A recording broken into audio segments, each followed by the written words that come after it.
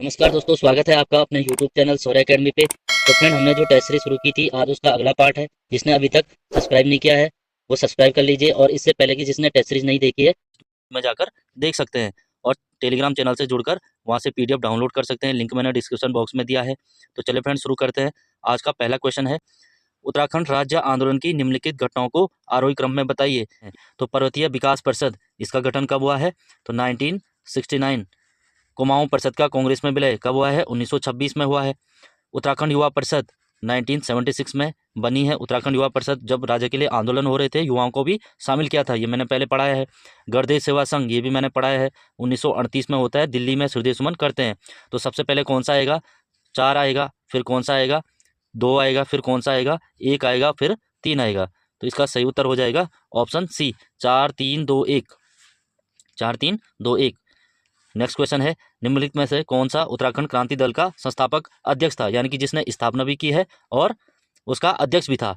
तो यूकेडी की स्थापना 24-25 जुलाई 1979 में मसूरी में हुई थी। और किसने किया है? DD पंत, डॉक्टर देवीदत्त पंत, जो कुमाऊं यूनिवर्सिटी के प्रोफेसर थे। नेक्स्ट क्वेश्चन है, बिकेट बंदोबस्त कब हुआ? देखिए फ्रेंड, जो बिकेट बंदोबस्त है वो कब हुआ है? 1863 से लेकर 73 के मध्य हुआ है। किसने किया है? बिकेट ने किया है। कमिश्नर कौन था? तो कमिश्नर थे रैमजे, हेनरी रैमजे, इनके शासनकाल में हुआ है बिकेट बंदोबस्त। और इसकी विशेषता क्या थी? खसरा सर्वेक्षण। खसरा सर्वेक्षण, पहली बार खसरा सर्वेक्षण किसमें बनाया गया था?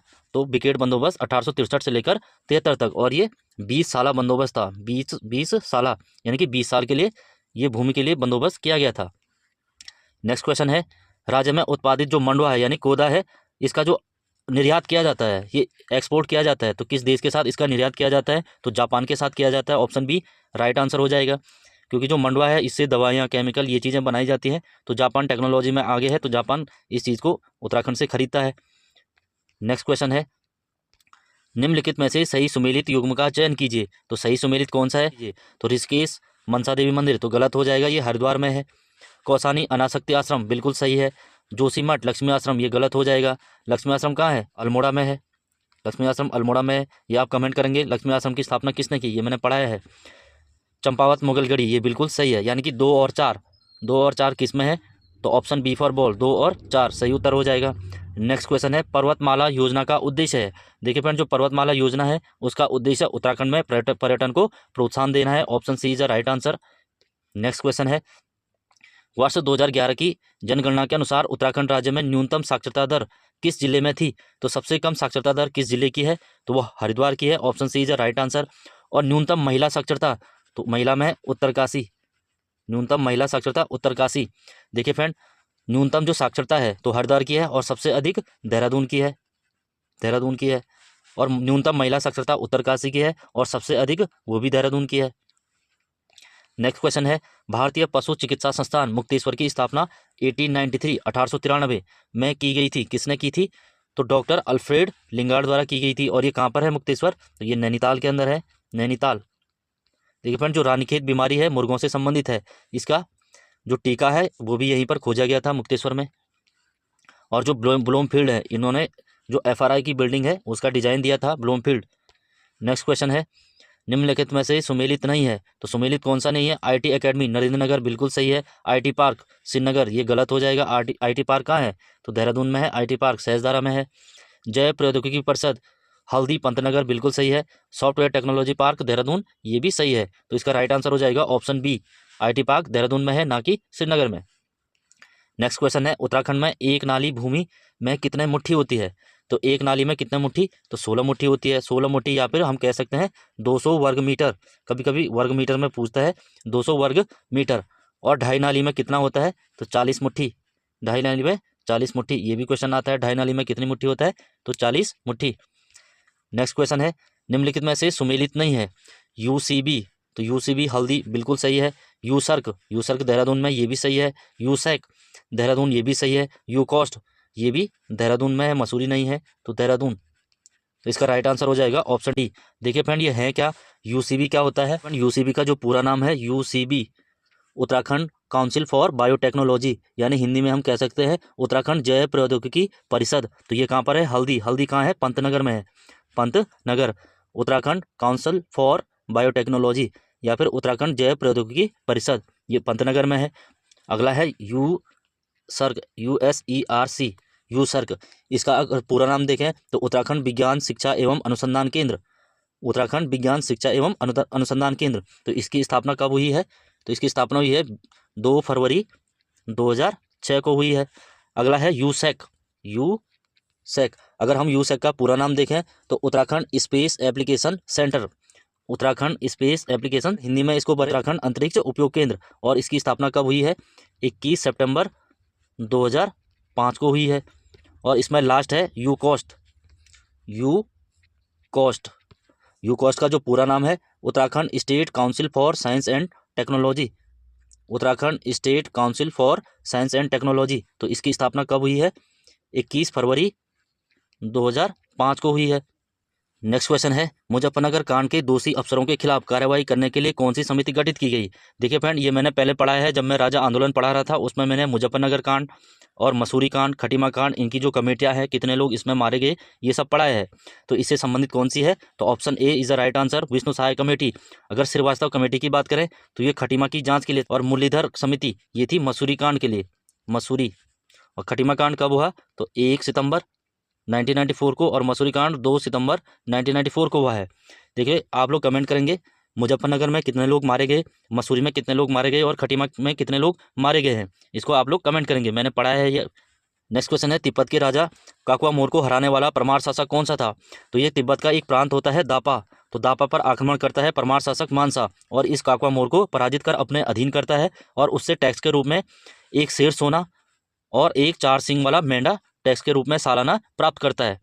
दूसरा शासक जो महिपति शाह है, इसने सर्वाधिक बार तिब्बत पर आक्रमण किया है। तो कितनी बार किया है? 3 बार किया है। शामशाह ने भी 2 बार किया है। नेक्स्ट क्वेश्चन है, गढ़वाल से जजिया कर समाप्त करने के लिए औरंगजेब के दरबार में किसे भेजा गया? तो फ्रेंड, जो गढ़वाल का जो जजिया कर था उसको समाप्त करने के लिए और गढ़वाल के साथ मैत्रीपूर्ण संबंध बनाने के लिए राजा प्रदीप शाह पुरिया नैथानी को औरंगजेब के दरबार में भेजते हैं। तो इसका सही उत्तर हो जाएगा पुरिया नैथानी। और पुरिया नैथानी को क्या कहते हैं? गढ़वाल का चाणक्य, उत्तराखंड का चाणक्य, उत्तराखंड का चाणक्य या गढ़वाल का चाणक्य, किसको कहते हैं? पुरिया नैथानी को कहते हैं। और कुमाऊं का चाणक्य, ये आप लोग कमेंट करेंगे। नेक्स्ट क्वेश्चन है, किस जनजाति में सांग जांगी एवं पिठा रोली संस्कार विवाह से पूर्व संपन्न होते हैं? तो विवाह से संबंधित संस्कार है, तो ये किसमें? वनरौत, वनरौत यानी कि राजी।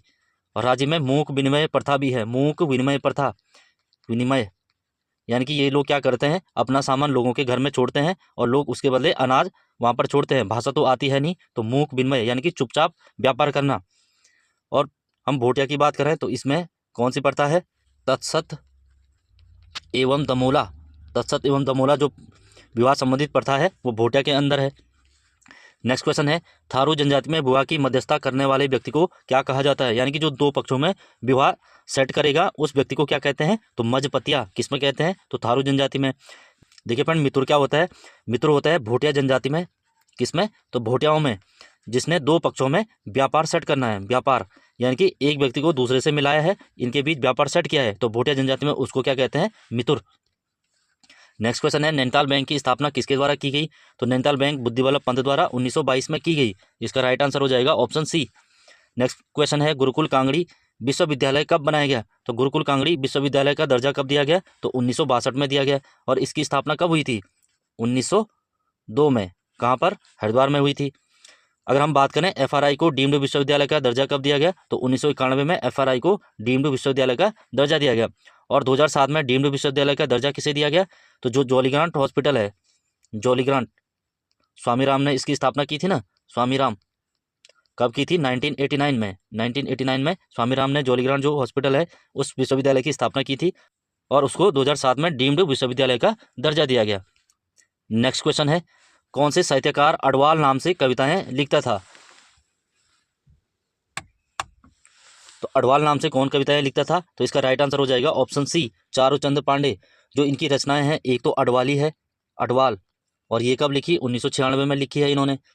और एक इनकी है शेष गुमानी, SAYS, शेष गुमानी, शेष गुमानी, ये भी इन्हीं की रचना है। एक और रचना है इनकी, eco from hills, eco from hills, eco from hills किसकी है? ये भी चारूचंद्र पांडे की है। एक है छोड़ो गुलामी, छोड़ो गुलामी, ये भी किसकी है, चारूचंद पांडे जी की है। अगर हम बात करें चंद्र कुमार बर्तवाल की, इनको उत्तराखंड में निराला के समान कवि कहा गया है।